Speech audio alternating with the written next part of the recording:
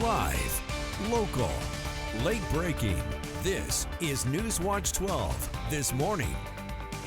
Good morning. The time is 6:30 on February 18th. Welcome to Newswatch 12 this morning. I'm Carlos Murrieta. We're first taking a live look out at snowy Ashland from the Oregon Shakespeare Festival. And with that, we want to turn over to Storm Alert Weather 12 meteorologist Sarah Kress for a look at our Wednesdays. And Sarah, we just saw snow right there in Ashland. Can we expect the same impacts on snowfall this morning?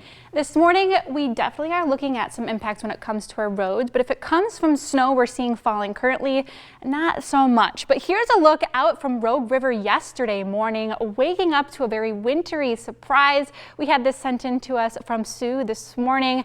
If you're looking to see this much snow out on your commute, we're more than likely not going to be seeing that much come down this morning. We're seeing some very light snow showers work their way in. We should see some move their way across I-5 from Medford to Ashland here very soon. There'll be fluffy flakes, but definitely not going to be coming down in the intensity as what we saw yesterday morning. But notice most of the region, it is less active heading out the door. I do want to show you what some of our passes are looking like. For our lower west side passes, temperatures are rather cold, so there'll likely be ice on those roads even if you're not seeing that snow. But east side along 140 and 97, packed snow out on those roads. It is allowing for very slick conditions. And here's a look at those temperatures help contributing to those icy conditions. 29 for Medford, 25 for Ashland, Klamath Falls at 14, Montague at 25, and even along the coast, we're at 36 for Brookings and Gold Beach. So if you're heading out into the Rogue Valley, you could encounter maybe a snow shower or two. Temperatures into the 20s, and it is going to be rather slick, whether it's sidewalks or roads this morning. Heading home, we could possibly see a mix of those showers. Still not going to be rather warm though, only up into the 30s for those highs for most of your day. We could make it up to about 42 for Medford, but that's well late into the afternoon. We can see those warmer temperatures. But notice east side will be into the lower 30s for your high temperatures, mid 40s along the coast and 30s into Wairika. Now into the next few days, we are going to be tracking out some very snowy conditions for your Thursday morning. Rather similar to yesterday, we could see a lot of those slick road conditions, even for our west side valleys. So go into a bit more details with timing and how much snow we could expect, all coming up in your next forecast. And as we continue to see winter impacts, schools are announcing delayed starts once again for this morning. So far, Prospect Charter School, Willow Creek Elementary, Three Rivers School District, Rogue River School District, and Butte Falls Charter are set to begin 2 hours later.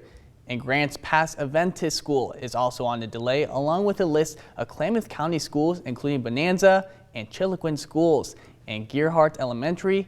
And we are continuing to track delays and possible closures, and we will update you throughout this morning and on our website.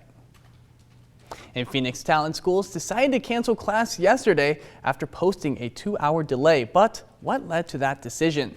District Superintendent Brent Berry, along with a representative from First Student, drove around the valley around 5 a.m. to assess just how severe the road conditions were. Superintendent Berry told us the 2-hour delay is meant to give city crews additional time to clear the roads with hopes that conditions would improve. The delay would also allow school buses to have a safer and easier drive. However, as the morning went on, the weather did not cooperate, making travel conditions worse. I want to see it for myself when I'm making that call, because we know it impacts families. We know families have, that work. They count on us to have school so they can go to their jobs. So, we provide meal services. So we don't take this decision lightly on canceling school. We know it has an impact in a variety of ways on many, many families. Superintendent Berry says the district planned to meet with the National Weather Service to discuss plans for the rest of the week. And we have an update from the district this morning. PTS will have no delays and will operate on the normal schedule. And with snow conditions hitting much of our region, this led to closures in Phoenix Talent Schools, which we just saw, giving many students and staff a day off. Newswatch 12's Danny Stepanovich spent the day tracking those reactions. The winter storm swept through the Rogue Valley. It left neighborhoods like this one here in Phoenix absolutely covered in snow. Now I'm gonna pop a squat and poke my fingers through the snow. About half of my fingers are gone right now, meaning that's about an inch of snow. I love it. I miss it. I know we need it. Snow fell across the Rogue Valley, blanketing neighborhoods and forcing closures throughout the area, including the schools in Phoenix and Talent. I was pretty excited, especially since I slept through my alarm, so I was really scared that I would have to ride my bike to school. I was pretty excited. I did not want to go to school today. I'm excited for the kids. And no work for you as well? Well, this is work, but yeah, a different kind of work. But beyond the day off, Sherry says the moisture is what she's most excited for. From what I've been told, I just moved here in April, the fires that had happened, that we need as much moisture as we can get. People were worried about the fire season again. So this will hopefully help. Hopefully it'll last all week. Still, the wet snow and cold temperatures create slick and slushy conditions on roadways. Just take it slow and give a lot of people a lot of space in between when you're stopping. In Phoenix, Danny Stepanovich. And we've been getting a look at winter from all across the region with viewer photos showing snow-covered roads, neighborhoods, and hillsides. And we want to keep seeing your photos, so please send them our way as winter continues to arrive the next couple days, and I know Sarah will appreciate it very much. And moving into a developing story this morning, rescue efforts are underway after a large avalanche hit a group of backcountry skiers near Lake Tahoe. It's tied to the same powerful winter storm system impacting our region. Authorities say 16 skiers, including 4 guides and 12 clients, were involved. Overnight, an urgent search and rescue operation is underway after an avalanche hit a group of backcountry skiers near Lake Tahoe. Medical for an avalanche in the area of Castle Peak. Reported as 9 to 10 people buried, 3 others attempting to dig them out. Authorities say crews last night reached 6 survivors who were taking cover under a tarp, but 9 others remain unaccounted for. We're still looking for missing people on the mountain, and we're evaluating injuries for the folks that we have and getting them extricated so that they can get a higher level of care. Rescue teams are facing extreme avalanche risk as a powerful storm dumps feet of snow, causing whiteout conditions. The skiers, with 4 guides among them, were returning to the trailhead at the end of a 3-day trip into Sierra Nevada when the avalanche hit. Backcountry skiers often carry safety gear like airbag backpacks, which allow them to stay on the surface of an avalanche and avoid being buried. It's unclear what equipment this group may have had. It's going to be slow going. We have brought in snowcats. We have snowmobilers on standby. We have individuals on skis. So we have several different ways that people are attempting to get in there. It's just going to be a slow, tedious process because they also have to be very careful accessing the area due to the fact that the avalanche danger is still very high.